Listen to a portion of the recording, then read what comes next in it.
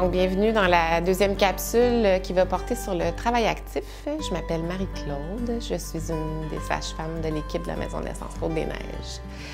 Donc, qu'est-ce que c'est la phase de travail actif? Vous avez eu tout votre échauffement, votre phase de préparation, la phase de latence, et là, vous allez tranquillement, pas vite, dans la phase du travail actif. Donc, techniquement parlant, le travail actif, c'est de 3 à 4 cm de dilatation du col jusqu'à la dilatation complète du col, donc 10 cm.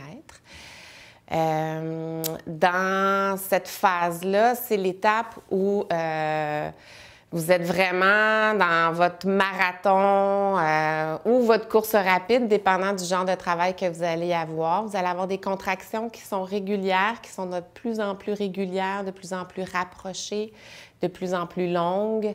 On parle ici d'un intervalle de 5 minutes entre les contractions. Ça peut descendre même à 4, 3, 2 minutes entre chaque contraction. Puis des contractions qui vont durer 30 secondes, 40 secondes, 50 secondes. Donc, d'être de plus en plus longues et avoir des sensations de plus en plus intenses qui sont associées à ça.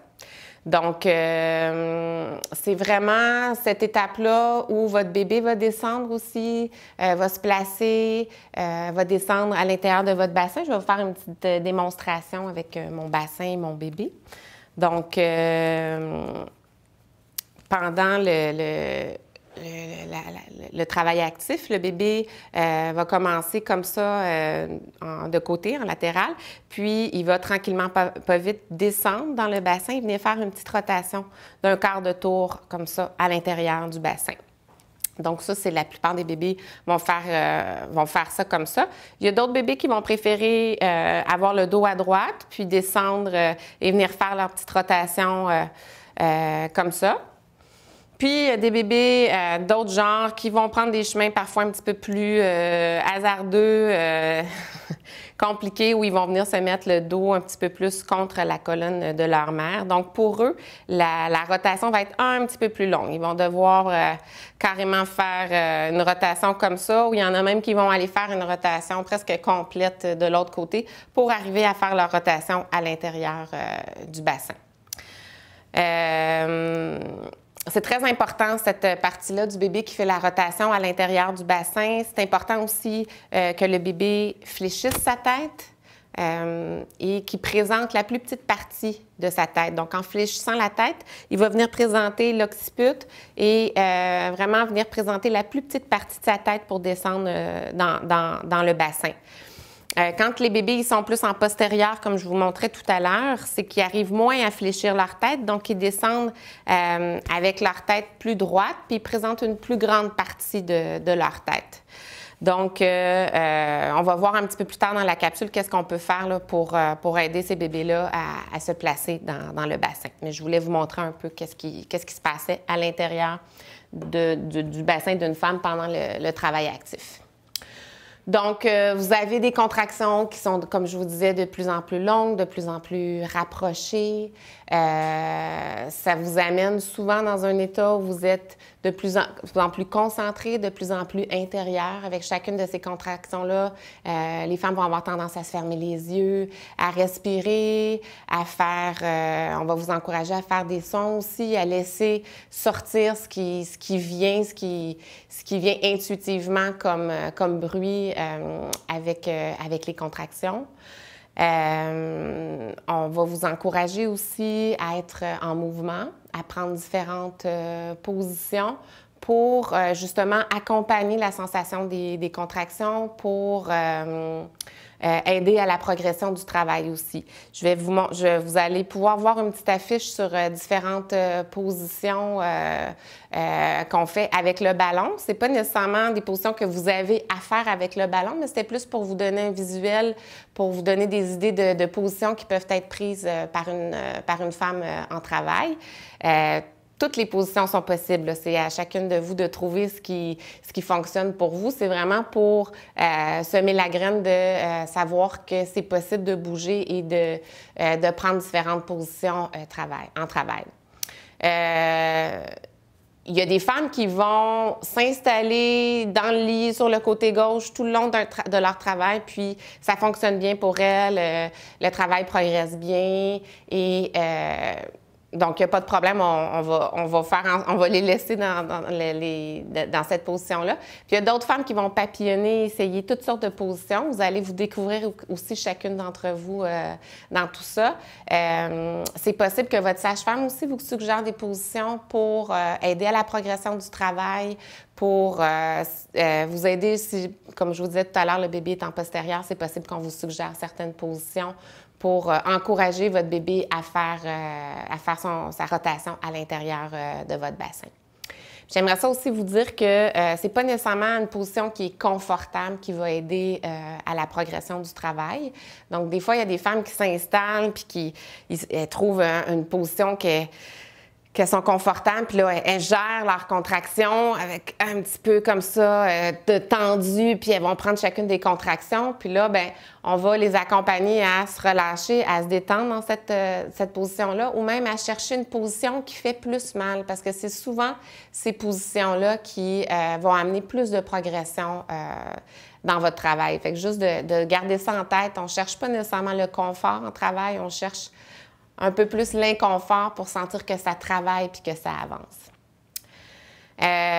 Physiquement, qu'est-ce que ça peut être on va dire des manifestations qui peuvent survenir au cours du travail actif? C'est possible que vous ayez chaud. Donc, souvent en travail, les femmes, c'est vraiment du travail. Donc, elles ont chaud, elles ont des petites pommettes rouges. Il y en a plusieurs qui vont être portées à se dévêtir parce que justement, vous travaillez fort. C'est possible que même des fois, il y en a qui vont un petit peu avoir des frissons quand le travail devient de plus en plus actif.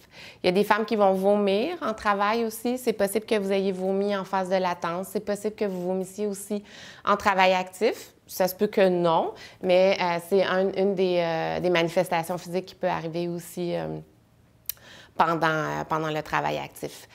Vous pourriez avoir des pertes vaginales, avec un petit peu de sang.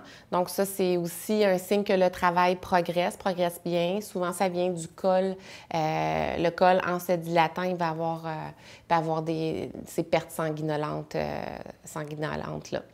Donc, la femme est de plus en plus concentrée, elle sourit plus. Donc, souvent, c'est un signe que le travail est vraiment bien installé. Elle ne rit plus nécessairement aux blagues de son ou de sa partenaire. Puis, elle est vraiment plus concentrée pendant les contractions. J'aimerais ça vous dire aussi que le travail actif, souvent les couples vont demander « Oui, mais ça dure combien de temps? C'est combien de temps cette étape-là? » Moi, ce que je réponds souvent, c'est qu'un accouchement, c'est pas mathématique. On sait qu'il y a des courbes qui existent où on va dire le col va se dilater de 1 cm à l'heure ou à l'heure et demie. Mais ce qu'on voit plutôt dans la réalité, c'est des accouchements qui vont faire des choses comme ça, on va dire. Donc oui, il y a des femmes qui vont vraiment y aller by the book puis dilater dans une pente ascendante comme ça, donc à un rythme régulier. Mais il y en a d'autres qui vont passer quelques heures à une certaine dilatation, puis aller très, très vite dans une autre étape de leur accouchement. Donc, c'est la phase de travail actif, c'est une phase qui peut s'échelonner sur plusieurs heures. Il y a plusieurs choses à prendre en compte. Il y a toujours la fréquence des contractions, la longueur des contractions, dans quel état physique, psychologique la femme elle est, son état de fatigue, son énergie. Donc, tout ça ensemble va nous dire qu'est-ce qu'on peut faire pour accompagner et supporter cette femme-là dans son travail actif. Je vais juste changer, c'est correct? Je vais faire un petit... par rapport à la progression du travail, qu'est-ce qui nous dit que le travail actif progresse? Il y a différents signes physiques. Il y a aussi les examens vaginaux. Donc, on peut faire des touchées vaginales pour aller voir au niveau de la dilatation de votre col, pour voir si votre col se dilate et avec les contractions. Donc, quand on fait un examen vaginal, ce qu'on cherche à savoir, en fait, c'est la dilatation de votre col, la consistance de votre col, l'effacement. On cherche aussi à voir comment la tête du bébé va appuyer sur le col, comment il est placé. Donc, toute cette information-là, on va aller la chercher lorsqu'on fait un examen vaginal. En général, dans un accouchement naturel avec des sages-femmes, on essaie vraiment d'aller vers le minimum de touchés vaginaux. Donc, quelque chose à toutes les 2 à 4 heures, on va dire. Je vous dis ça vraiment très... pour vous donner un ordre d'idée de grandeur, mais c'est une des choses qu'on va utiliser pour noter la progression de votre travail.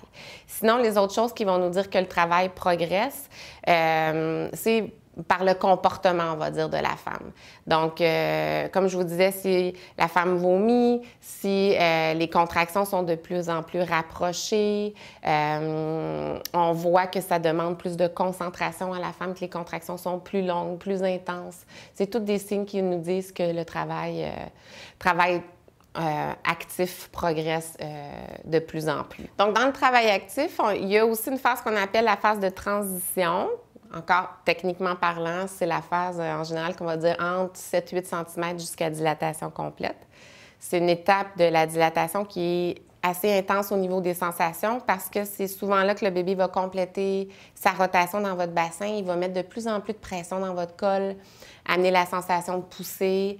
C'est une phase où les femmes vont souvent dire « je suis plus capable, j'en peux plus, faites quelque chose pour m'aider ». Donc, c'est ça, qui est très intense. Pour moi, c'est la phase que j'explique comme l'ultime lâcher-prise où la femme va tout laisser aller pour laisser son bébé appuyer, descendre dans son bassin. Donc, c'est ça. Chaque femme va avoir un petit peu... va frapper son mur ou va trouver certains moments de son travail plus difficiles que d'autres. On parle souvent de cette phase-là de transition. Il y a des femmes pour qui ça va arriver plus tôt dans le travail actif. Il y en a que ça va être la phase de latence qu'elles vont avoir trouvé difficile. Donc ça, c'est aussi c'est chacune d'entre vous qui allez vivre votre travail à votre façon puis rencontrer vos propres défis dans votre accouchement. Donc, il n'y a pas une façon de réagir en travail, il n'y a pas une façon d'être, il n'y a pas une façon de prendre ses contractions. C'est propre à chaque femme, de où est-ce qu'elle en est dans sa vie, qu'est-ce qui s'est passé pour elle dans les derniers jours, les dernières nuits. Est-ce qu'elle est avant sa date, elle est après sa date prévue d'accouchement? Est-ce que ça fait plusieurs jours qu'elle est en phase de latence? C'est quoi son niveau d'énergie? Donc, chacune, vous allez arriver avec votre énergie propre en travail et votre façon d'appréhender vos contractions. Qu'est-ce qui va vous aider, dans le fond, en travail actif? Ça va être de créer votre bulle autour de vous. Vous allez probablement arriver à créer votre bulle chez vous, dans votre maison. Puis, dépendant de où est-ce que vous avez choisi d'accoucher, vous allez peut-être devoir transporter votre bulle puis recréer votre bulle dans le lieu où vous avez choisi d'accueillir votre bébé. Donc, ça aussi, c'est propre à chacune, comment on y arrive. Il y en a qui ont des bulles très, très étanches, puis il y en a qui vont plus facilement ressentir des interférences de l'extérieur. Mais va vraiment comme... Ça peut être avec votre musique, avec la voix de votre partenaire.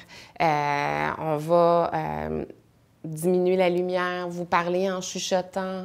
Essayez vraiment le moins possible de stimuler votre cerveau, votre cortex. On va vous encourager à aller dans le bain, dans l'eau, dans la douche.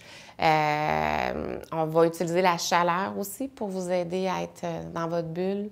Vous faire boire ou manger peut-être des petites choses qui vous font du bien, qui vous donnent confiance.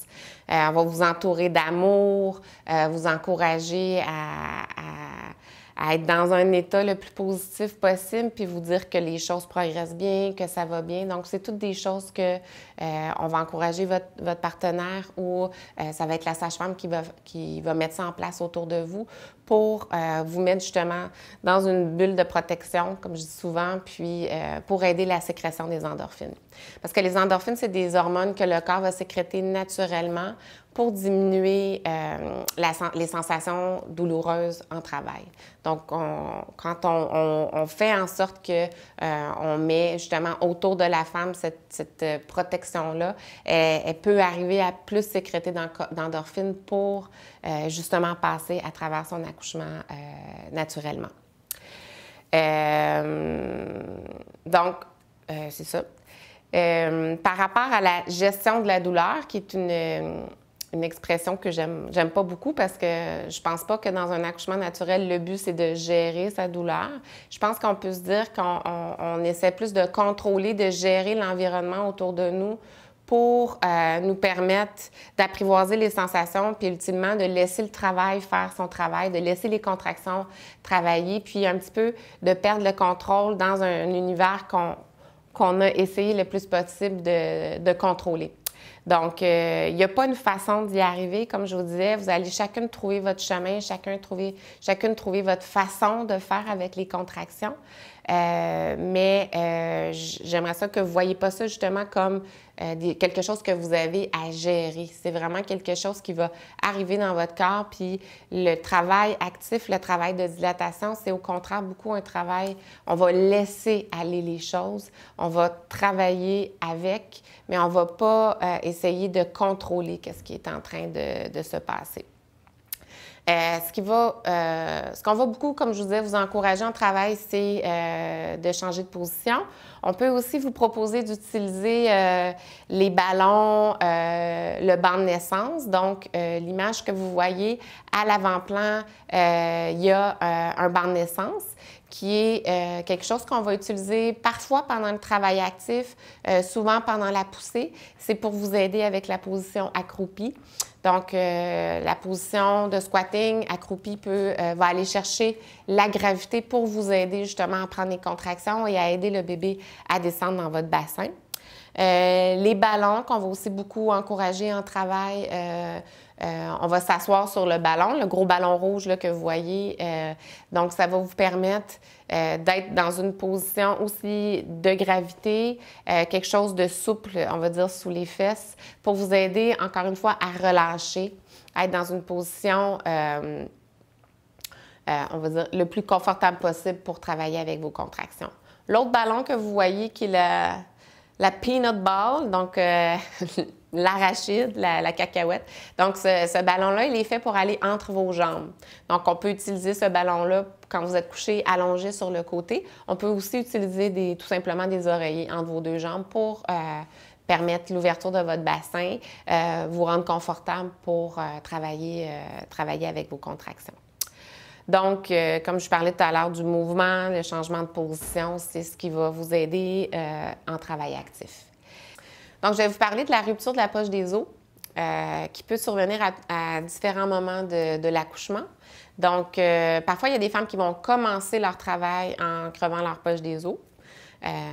Puis, c'est le signal que le corps envoie pour se mettre en travail. Sinon, dans la plupart des cas, la poche des os va se rompre à un moment donné du travail actif. Donc, physiologiquement parlant, la rupture de la poche des os va survenir plus dans la dernière phase de dilatation du col parce que je vais vous le montrer sur une petite planche, parce que justement, il n'y a plus de colle devant, il y a de moins en moins de colle devant la poche des os, puis ça met beaucoup de pression justement sur la poche. Donc, ça fait en sorte que sous l'effet des contractions, de la pression, la poche va crever. Donc, je dis toujours la poche des os, c'est E-A-U-X, parce qu'il y a quelques années, quelqu'un qui pensait que c'est les os OS qui se brisaient. Donc, je vais juste vous rassurer, c'est vraiment une fissure, une craque qui va se faire dans le sac et qui va permettre, qui va faire en sorte que le liquide amniotique va s'écouler à ce moment-là. Chez certaines femmes, quand elles vont rompre la poche des os, ça va vraiment être accompagné presque d'un crack, d'un pouf, puis elles vont sentir du liquide chaud qui va s'écouler par la suite. Il y en a qui vont perdre perdre une grande quantité de liquide. Il y en a pour qui c'est moins évident, qui vont perdre plus goutte à goutte ou une petite cuillère à thé à la fois de liquide amniotique. Mais c'est quelque chose qui va se passer à un moment donné du travail. Donc c'est ça. Donc, ça va se passer à un moment donné de votre travail. La plupart du temps, le liquide est clair comme de l'eau. Donc, c'est ce qu'on voit la plupart du temps et c'est ce qui est normal. Dans les variations du normal, des fois, il peut y avoir du liquide un petit peu plus jaunâtre ou rosé parce qu'il y a des sécrétions du col qui sont mêlées à tout ça. Sinon, il peut avoir du liquide amniotique méconial, donc qui va être plutôt verdâtre ou même carrément comme de la purée de pois.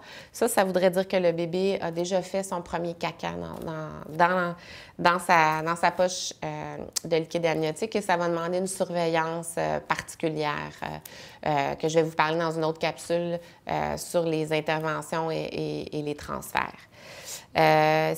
Sinon, ce que vous pouvez savoir aussi, il y a des poches des os très résistantes qui vont se briser pendant la poussée ou même il y a des bébés qui vont naître coiffés, qui vont naître dans leur poche des os. C'est plus rare, mais ça peut arriver.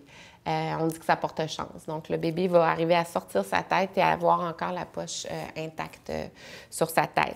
Ce que vous devez savoir, c'est qu'une fois que la poche des os est rompue, bien, il y a un contact dans le fond du bébé avec l'extérieur. Donc là, il n'y a plus de point de retour. Là, on va vraiment vers l'avant. Et il va y avoir du liquide qui va s'écouler tout au long du travail, une fois que la poche des os, elle est rompue. Donc ça, c'est normal que vous sentiez des écoulements de liquide. Souvent, ça va être avec chacune des contractions. Puis ce que vous devez savoir aussi, c'est que le liquide se refait au feu en continu. Donc, c'est pas comme quand on tire le bouchon d'un bain, là, si on perce la poche des os, il y a du liquide qui coule, puis après, il n'y en a plus. Donc, au contraire, il va toujours en rester autour du bébé parce que le bébé, il fait vraiment comme un peu un bouchon dans le bassin. Donc, en général, il y a toujours du liquide derrière lui ou elle. Puis, de toute façon, la membrane, le placenta, va continuer à produire du liquide amniotique. Donc, il va continuer à avoir du liquide autour de lui. Donc, c'est ce que je voulais vous dire sur la poche des os. Donc, je vais vous parler du rôle du ou de la partenaire en travail. Donc, des gens qui vont accompagner la femme en travail. Souvent, les futurs papas ou les futures mamans vont demander « Mais qu'est-ce que je peux faire pour aider ma conjointe en travail? » Donc, derrière ça, il y a souvent l'idée de faire des choses concrètes ou justement, qu'est-ce qu'on peut faire pour se préparer et qu'est-ce que je vais pouvoir faire concrètement au moment de l'accouchement. J'aimerais ça que vous reteniez les personnes qui vont aider une femme en travail, que ce qui est le plus important, c'est d'être là. C'est d'avoir une présence entière et confiante, amoureuse ou remplie d'amour le plus possible pour la femme qui est en travail. Donc, les femmes ont vraiment besoin d'être soutenues, d'être accompagnées, d'être encouragées, de sentir que les personnes qui sont autour d'elles ont confiance dans ce qui est en train de se passer puis dans leur capacité à mettre leur bébé au monde. Donc, après, au niveau des gestes, de qu'est-ce qui peut être fait, dans le fond, comment vous pouvez voir ça, c'est qu'est-ce que je peux faire pour justement la supporter dans ce qu'elle est en train de vivre. Est-ce qu'elle a besoin de boire une petite gorgée d'eau, des barbouillettes d'eau fraîche dans le visage? Est-ce qu'elle aime ça quand je la touche à certains endroits de son corps, quand je la masse carrément, quand je l'aide à changer de position? Donc, ça va être à découvrir au moment de l'accouchement. Il y a des femmes qui aiment beaucoup, beaucoup être touchées, qui ont besoin de sentir un contact physique très proche en travail pour être capable de faire face aux contractions.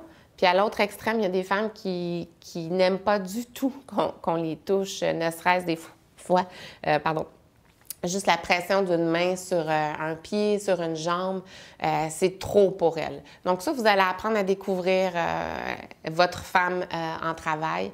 Qu'est-ce qui lui fait du bien? Qu'est-ce qui la supporte? Est-ce que c'est d'être touché ou pas? Et ça peut même évoluer en cours de travail. Donc, des choses qu'on fait parfois en début de travail ou une bonne partie du travail, ça peut ne plus fonctionner plus tard dans l'accouchement. Donc, la femme peut ne plus aimer être touchée à ces endroits-là ou ne plus aimer être touchée du tout. Ou au contraire, elle a besoin qu'à chacune des contractions, vous lui fassiez une pression dans le bas du dos, vous teniez son bassin. Il y a même des conjointes qui vont avoir mal aux mains après l'accouchement parce qu'ils ont tellement appuyé dans le bas du dos au niveau du bassin à chacune des contractions qu'après, ils ont même besoin, eux, d'un massage ou d'une petite séance chez l'ostéopathe. Donc ça va être à découvrir, j'aurais envie de vous dire, au moment de l'accouchement.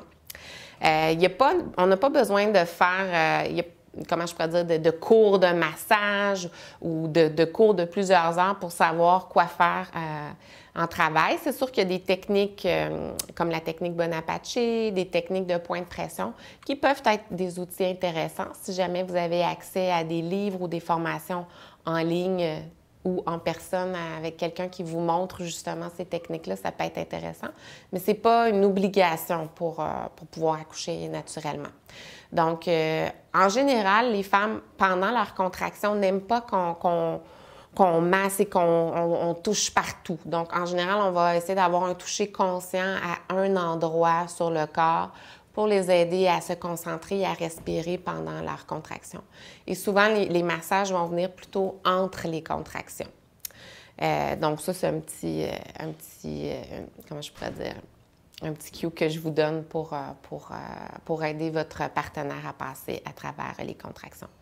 Donc, sinon aussi, en travail, on fait vraiment équipe avec disons, la sage-femme, le partenaire, les autres personnes, si jamais il y en a.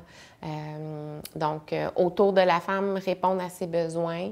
Les sages-femmes, vous allez voir, on est très transparente aussi. Quand ça va bien, on est souriante, puis on est dans la confiance, puis tout va bien. Si jamais il y a des choses qui nous inquiètent ou avec lesquelles on est moins à l'aise, c'est possible qu'on vous en parle directement comme ça, entre deux contractions. Sinon, on peut même des fois prendre le ou la partenaire à part pour juste discuter ensemble. OK, bien là, il se passe telle situation, qu'est-ce que tu en penses, qu'est-ce qu'on peut faire pour continuer là-dedans. Donc, on va avoir besoin aussi de votre feedback pour aider la femme en travail à continuer à affronter ses contractions.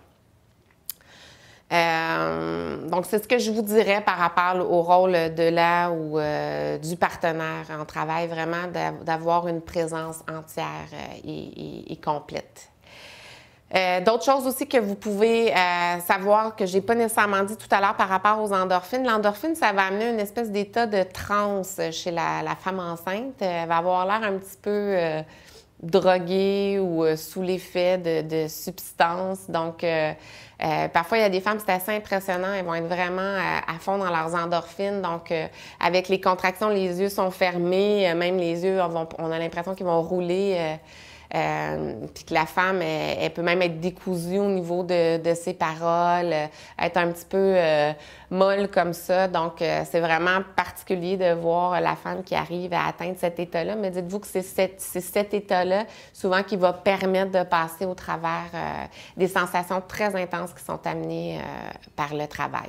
Donc, ça peut, je vous dis aussi, bien, pour les femmes, mais aussi pour la personne qui accompagne la femme en travail, ça peut être assez impressionnant de voir quelqu'un sous l'effet des endorphines. Voilà. Donc, je dirais que ça va...